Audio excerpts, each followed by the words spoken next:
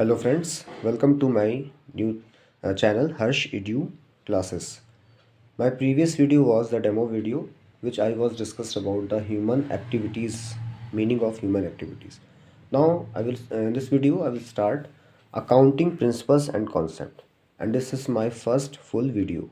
Let's start, and this video is very helpful for the ICSE and CBSE students as well as other competitive exams students, जो कि पूछा जाता है UP PCL assistant accountant में, एपीएफओ exams में, और भी बहुत सारे कॉम्पिटेटिव एग्ज़ाम्स होते हैं. तो let start. What is the meaning of accounting principles? देखिए, अकाउंटिंग प्रिंसिपल्स यहाँ पर लिखा है, the rules and conventions of accounting are commonly referred to the principles. But इसका नॉर्मल सा मीनिंग होगा, अकाउंटिंग प्रिंसिपल्स का मतलब द रूल्स एंड रेगुलेशंस, ऐसे रूल्स और रेगुलेशंस जो कि सिर्फ इंडिया में ही एक्सेप्ट होते हैं, इंडिया में भी एक्सेप्ट होते हैं और पूरे वर्ल्ड में भी इसको एक्सेप्ट किया जाता है, उसको हम बोलते हैं accounting principles.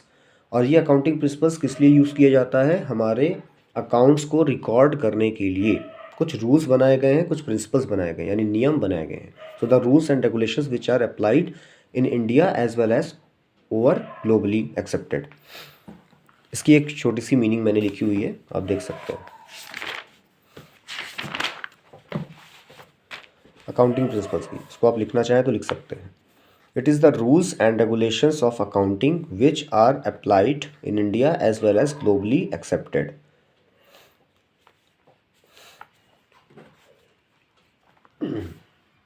Next, what are the needs of accounting principles?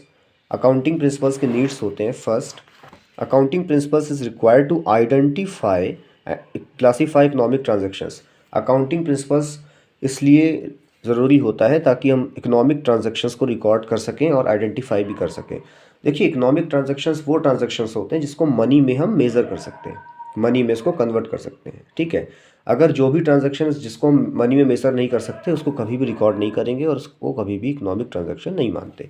जैसे कि आपने कोई भी ट्रांजेक्शन्स पर्सनल यूज़ के लिए किया है और वो क्वालिटेटिव नेचर का है, जैसे हैप्पी, सैडनेस, ये सारी चीज़, तो ये कभी भी रिकॉर्ड नहीं की जाती है.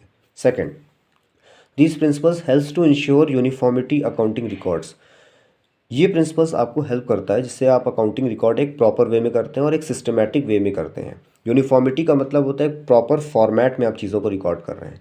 तो अकाउंट्स जो बनाया जाता है, लेजर्स बनाए जाते हैं या balance sheet, profit and loss account जो बनाया जाता है, वो एक फिक्स्ड फॉर्मेट पे होता है.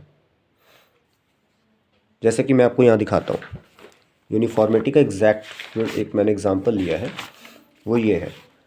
यूनिफॉर्मिटी का एक मैंने ट्रेडिंग अकाउंट बनाया और यहाँ पर दिखाया कि कुछ चीज़ें purchase, opening stock, direct expense यहाँ आ जाते हैं, सेल्स और क्लोजिंग स्टॉक यहाँ आ जाता है. तो एक फिक्स्ड फॉर्मेट हो गया. अब इसको सारी कंपनी, सारी ऑर्गेनाइजेशन ऐसे ही बनाएंगी और फिर कभी कोई भी कंपैरिजन करेगा, एक कंपनी दूसरी कंपनी की बैलेंस शीट या किसी भी चीज़ को चेक करेगी तो उसे हेल्प मिल जाएगी कि हाँ ऐसा ही बनता है, तो उसको कंपेयर करने में काफ़ी आसानी होती है. Next, the third is accounting principles serve as a guide to accountants in record and reporting business transactions. Third principle कहता है अकाउंटिंग रिकॉर्ड्स, बिजनेस ट्रांजैक्शंस को रिकॉर्ड करने के लिए वो गाइड करता है ना, प्रॉपर वे में एक गाइड करता है, सुपरवाइज करता है कि देखते हैं कि बिजनेस ट्रांजैक्शन सही है कि नहीं, इससे रिलेटेड है कि नहीं. फोर्थ, इसकी हेल्प से आपको ट्रू एंड फाइनेंशियल स्टेटमेंट आपको पता चलता है, आपको एक्चुअल प्रॉफिट या एक्चुअल लॉस पता चलता है. साथ ही साथ बैलेंस शीट की हेल्प से आपको फाइनेंशियल पोजीशन पता चलती है कि हमारी नेटवर्थ कितनी है और हमारी पोजीशन पिछले साल से कितनी अच्छी रही है. So these are the needs of accounting principles. पहले आइडेंटिफाई होता है इकोनॉमिक ट्रांजेक्शंस का, उसके बाद यूनिफॉर्मिटी होती है और फिर गाइड करता है. फोर है true and fair financial statements हमें पता चलते हैं. नेक्स्ट, अब हम लोग मेन एक चीज़ और बता देते हैं, इसको हम जनरल एक्सेप्टेड अकाउंटिंग प्रिंसिपल्स भी कहते हैं. अकाउंटिंग प्रिंसिपल्स का जो एक नाम है गैप, इसको शॉर्ट में गैप कहते हैं. इसको मैंने यहाँ लिखा है GAAP गैप. इसका मतलब है जनरल एक्सेप्टेड अकाउंटिंग प्रिंसिपल्स, और इसको हम अकाउंटिंग प्रिंसिपल्स का दूसरा नाम ही कहेंगे. It is a second name of accounting principles. Is that clear? चलिए, अब आ जाते हैं हम लोग बेसिक प्रिंसिपल्स पे. फर्स्ट है बिजनेस एंटिटी कॉन्सेप्ट. जो फर्स्ट प्रिंसिपल है अकाउंटिंग का, उसका है बिजनेस एंटिटी कॉन्सेप्ट. इसका मतलब ये होता है कि जो according to this concept business firm is treated as unit separate and distinct from its owner. जो बिजनेसमैन होगा वो अपने पर्सनल चीज़ों को अलग रिकॉर्ड करेगा और बिजनेस की चीज़ों को अलग रिकॉर्ड करेगा। अपनी पर्सनल या हाउस होल्ड की चीज़ों को रिकॉर्ड नहीं कर सकता बिजनेस में, इसीलिए बिजनेस की चीज़ों को सेपरेट बुक्स ऑफ अकाउंट्स में इसको रिकॉर्ड करना पड़ेगा बिजनेस ट्रांजेक्शन्स को। जैसे कि एग्जांपल लेते हैं, अगर कोई पर्सन अपने पर्सनल यूज़ के लिए बिजनेस से मनी को विड्रॉ करता है, पैसा निकालता है, तो उसको हम बोलेंगे ड्राइंग और उसको अलग रिकॉर्ड किया जाएगा। For example, if a property 20 lakhs out of which he invests 10 lakh in his business, so 10 lakh will be private and 10 lakh will be business। अगर एक प्रॉपर्टी थी 20 lakhs की और 10 लाख उसमें से उसने बिज़नेस के लिए यूज़ किया था और 10 लाख उसने पर्सनल के लिए यूज़ किया, तो बिज़नेस में कितनी रिकॉर्ड की जाएगी? केवल 10 लाख रिकॉर्ड किया जाएगा, क्योंकि उसने 10 लाख ही बिज़नेस के लिए यूज़ किया है। तो जो भी चीज़ हम बिज़नेस के लिए यूज़ करेंगे उतनी ही चीज़ को रिकॉर्ड करेंगे, पूरी चीज़ को रिकॉर्ड नहीं करेंगे। Second, going concern concept. Going concern concept का मतलब होता है it is assume that it is a continuous. ये कॉन्टिन्यूस प्रोसेस है और ये लॉन्ग टर्म चलेगा।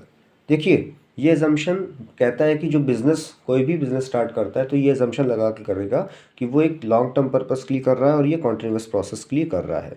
तो कोई भी बिज़नेस स्टार्ट होगा वो कॉन्टिन्यूस प्रोसेस होता है, हर साल चलता रहेगा और एक लॉन्ग टर्म पीरियड के लिए चलेगा। Is that clear? Third principle कह रहा है मनी मेजरमेंट कॉन्सेप्ट।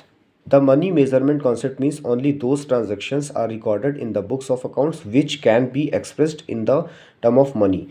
हम वही ट्रांजेक्शन्स को रिकॉर्ड करेंगे जिसको हम मनी में कन्वर्ट कर सकते हैं। हम क्वालिटेटिव फॉर्म की चीज़ों को रिकॉर्ड नहीं कर सकते, जैसे सैडनेस, हैप्पीनेस, लॉयल्टी, ऑनेस्टी, इन सारी चीज़ों को हम रिकॉर्ड नहीं कर सकते, वो एक क्वालिटेटिव फॉर्म में।